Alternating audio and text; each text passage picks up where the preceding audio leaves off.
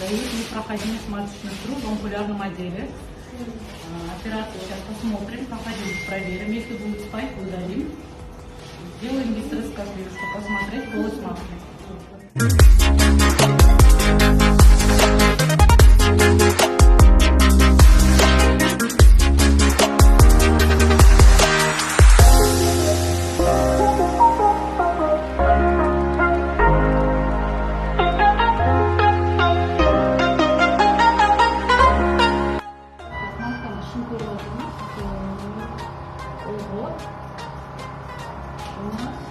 Полип большой, смотрите, вот такой прям полип на ножке, на левой боковой стенке, так, эндометрий пышный, видно, да? Ага, все, сейчас будем убирать.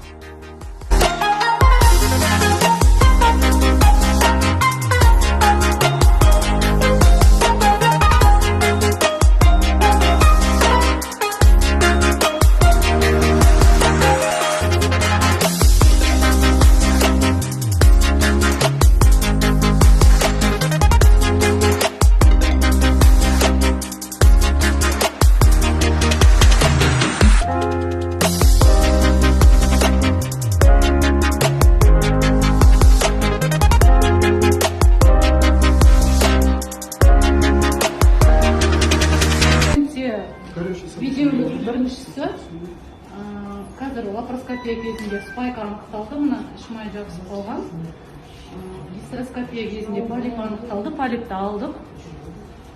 Қазір спайкын алып болған соң проходимость тексереміз және матканың артындағы брюшинаны тексереміз, эндометриоз бар ма, жоқ па, басқа патология. Соның бәрі болса жойып, ақыр кірген соң спайклерін бәрін ажыратып шығарамыз.